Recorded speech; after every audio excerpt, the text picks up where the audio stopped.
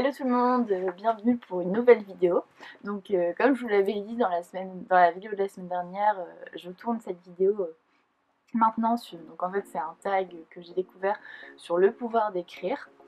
Donc c'est les rituels d'écriture. Donc j'ai mes petites questions avec moi.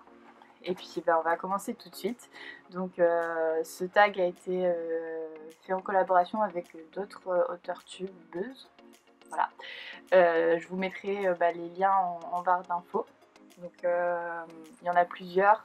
Et j'ai découvert la vidéo sur le pouvoir d'écrire. Donc voilà, merci pour cette découverte. Et on va le faire maintenant. Donc la première question, c'est quand est-ce que j'écris?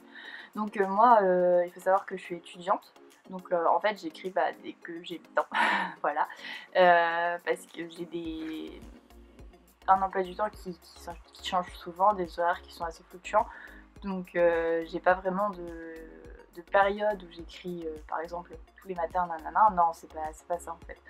Ça dépend des jours. Ça dépend si j'ai envie d'écrire. Voilà. J'essaye de. Quand j'ai besoin d'écrire, parce que là, du coup, là, je dois écrire juste la fin de mon dernier roman. Et je l'aurai terminé, et du coup, je serai en réécriture, en correction.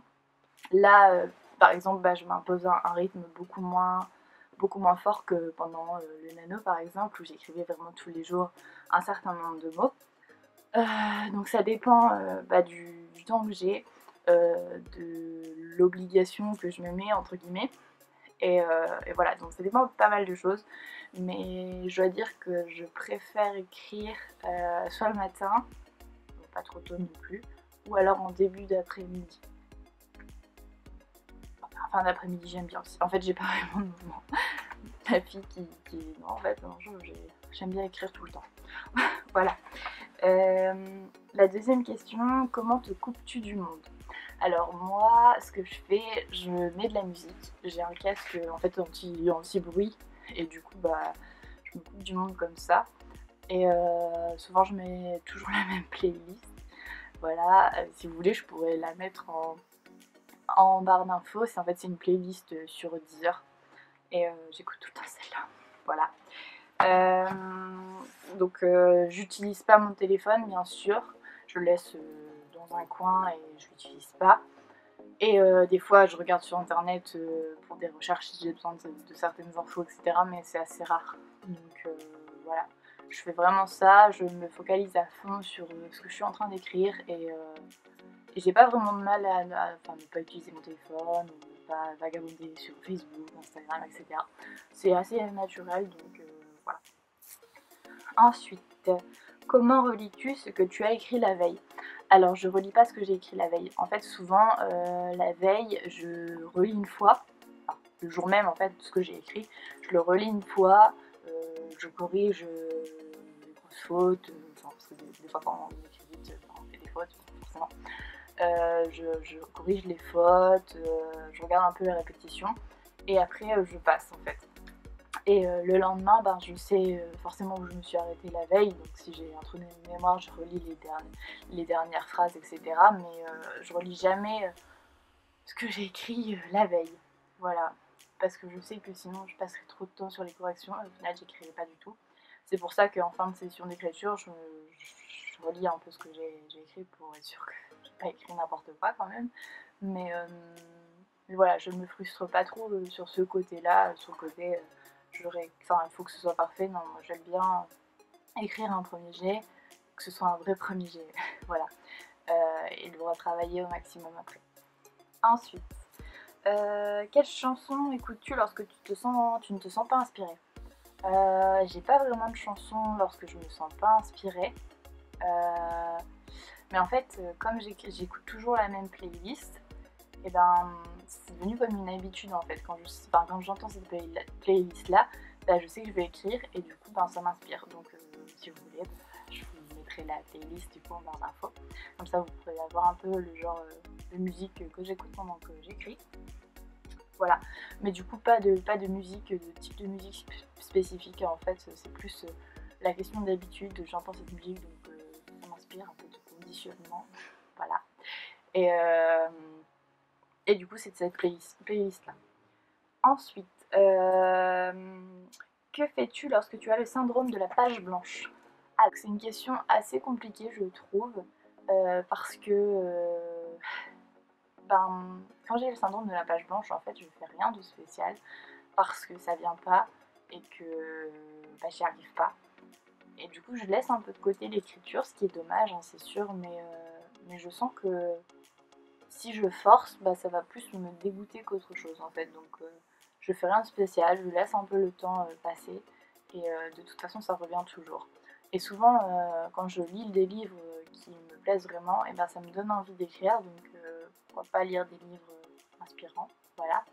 Mais je force pas trop parce que s'il y a cette page, enfin ce syndrome de la page blanche, c'est certainement pour une raison. Et voilà, moi je raisonne comme ça. Et je pense que ça, enfin, dans tous les cas, ça s'est toujours arrangé. Donc il n'y a pas de raison, j'écrirai toujours.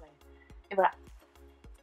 Ensuite, quel outil utilises-tu pendant que tu écris? Alors moi je suis sur Mac, donc j'ai le logiciel Page. Et franchement il me va très bien. Après j'ai aussi Antidote, qui est super sympa, ça permet de corriger les plus grosses fautes. Ça permet également de voir les répétitions, etc. Donc Antidote je l'utilise pas mal. J'ai la version 9 je crois, c'est pas la plus récente, mais ça me va très bien. Et voilà, après, comme j'ai dit, j'ai mon casque avec la musique et rien d'autre de spécial. Souvent j'allume une bougie quand je le peux, mais je le fais pas tout le temps parce que c'est pas toujours possible, donc voilà. Ensuite, quelle est la chose dont tu ne peux pas te passer quand tu écris? Du coup ma musique, parce que j'écoute toujours la même comme je vous ai dit, et ça m'inspire. Donc je sais pas, j'ai jamais tenté sans, peut-être que j'y arriverai quand même, mais ce serait plus dur je pense, donc la musique on va dire. Que manges-tu et bois-tu pendant une session d'écriture? Alors, rien de spécial.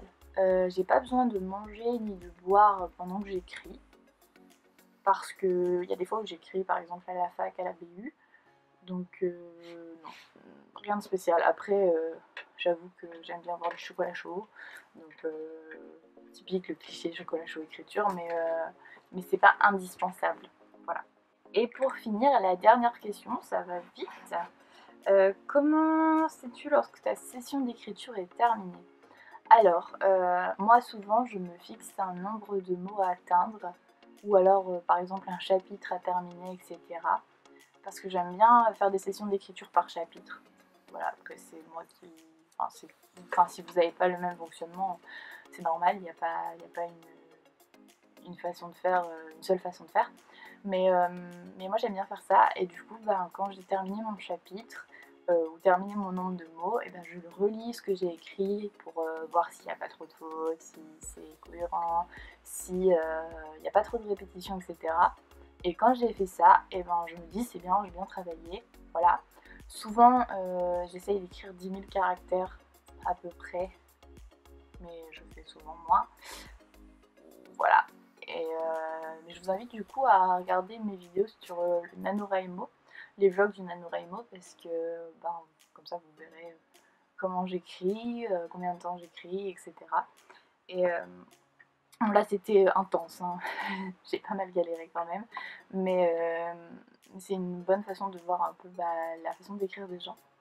Et voilà, donc du coup le tag est déjà terminé, c'est passé trop vite. J'ai vraiment bien aimé le faire, donc je vous laisserai du coup les vidéos en barre d'infos des personnes qui l'ont également faite. Et je vous invite à aller voir leurs vidéos qui sont super sympas. Et je vous dis du coup à bientôt pour une nouvelle vidéo. Salut!